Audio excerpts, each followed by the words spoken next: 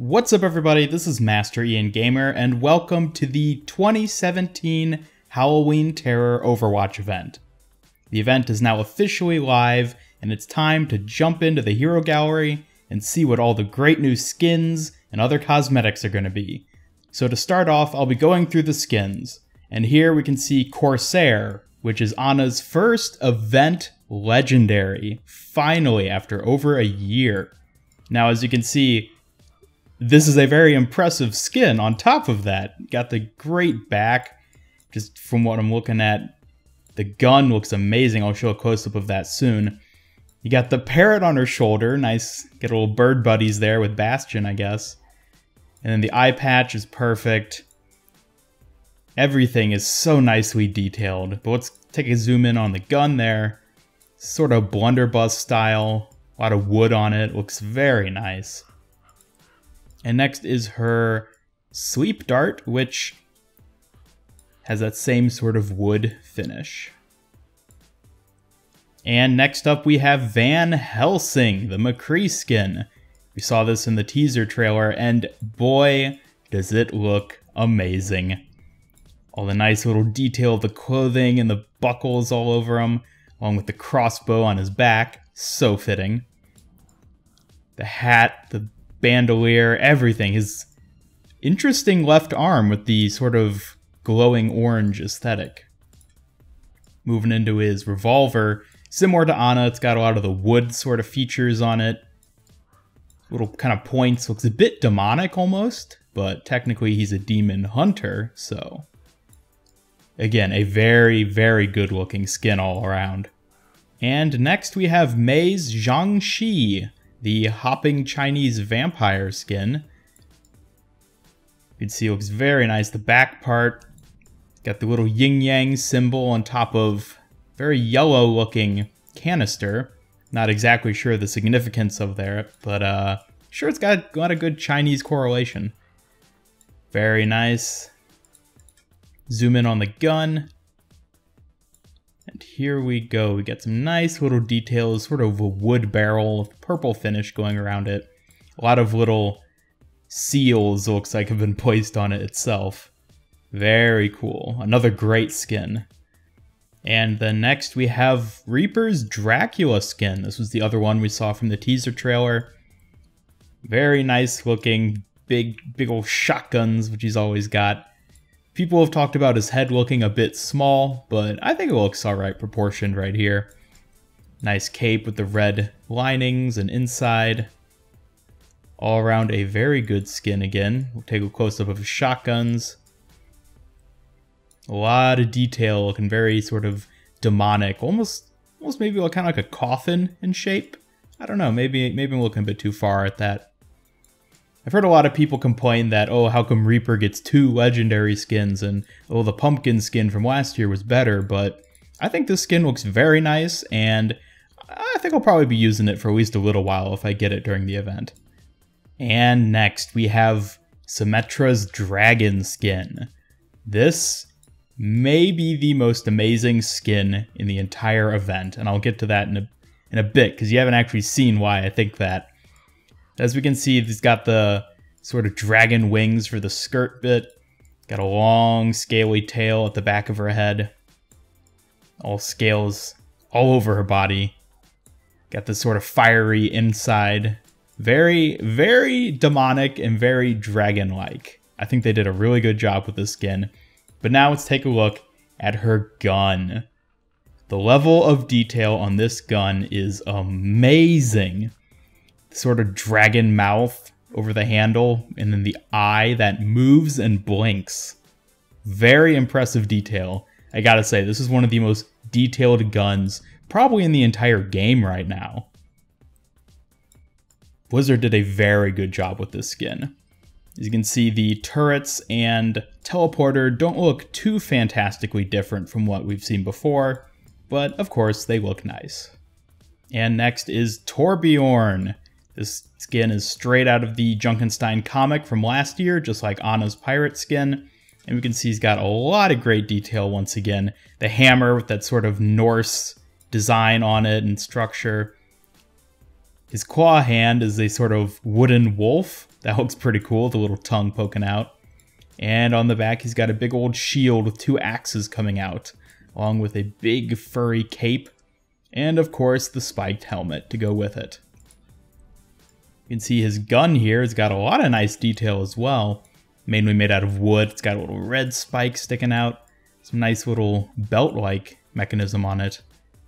Nice detail. A lot of the weapons of this event so far have gotten a lot of good detail for them.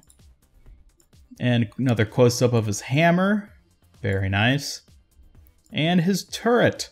As you can see, it's got a bit of wood worked into it. And the armor packs, which always look more or less the same.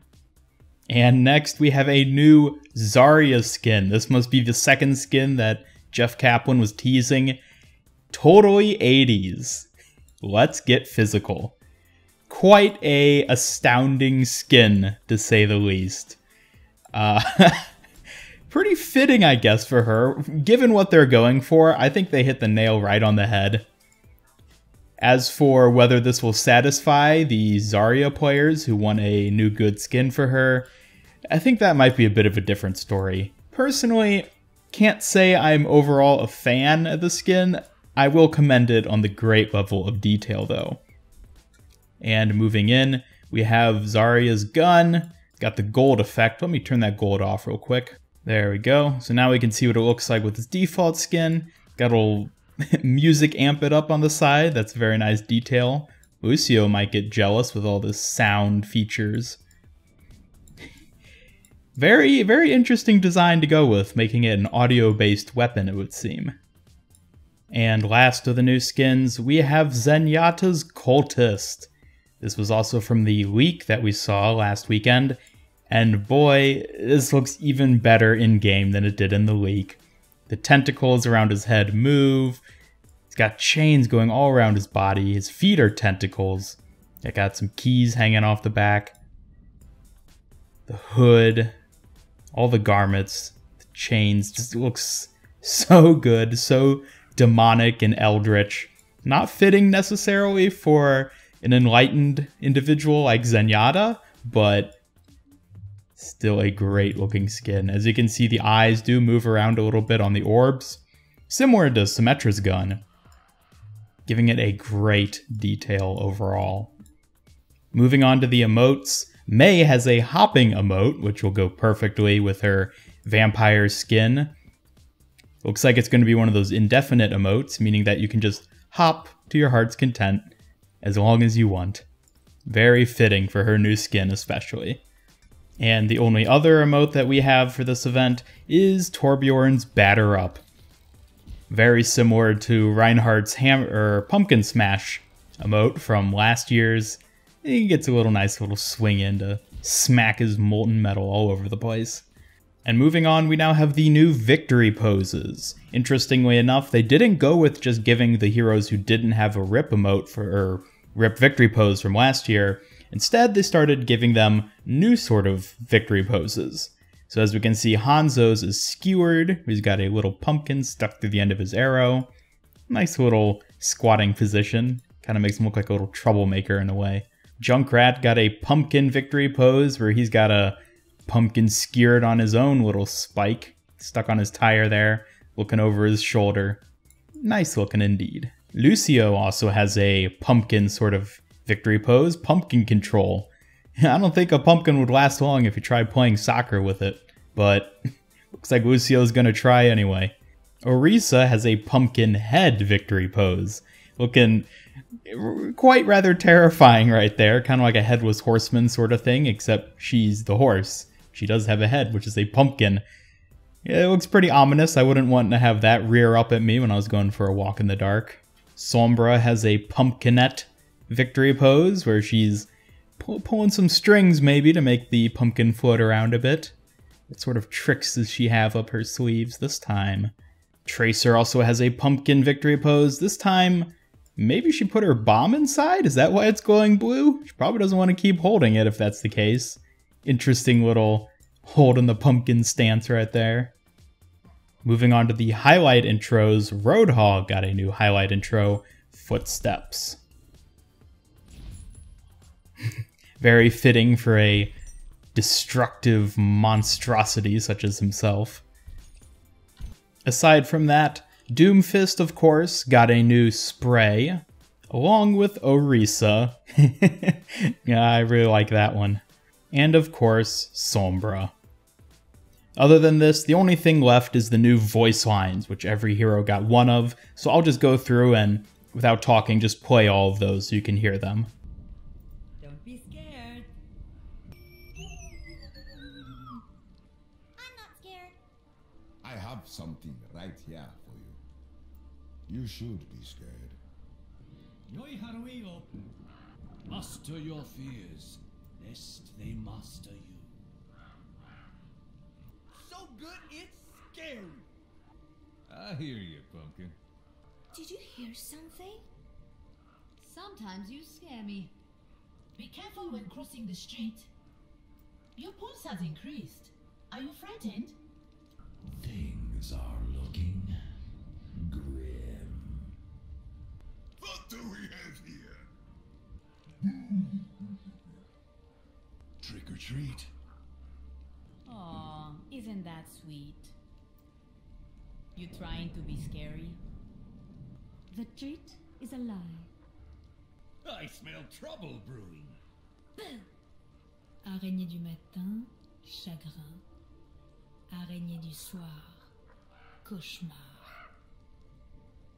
Ooh, scary. Don't be scared. Frightening. And there you go, that's all the new content that we've gotten for the 2017 Overwatch Halloween Terror event.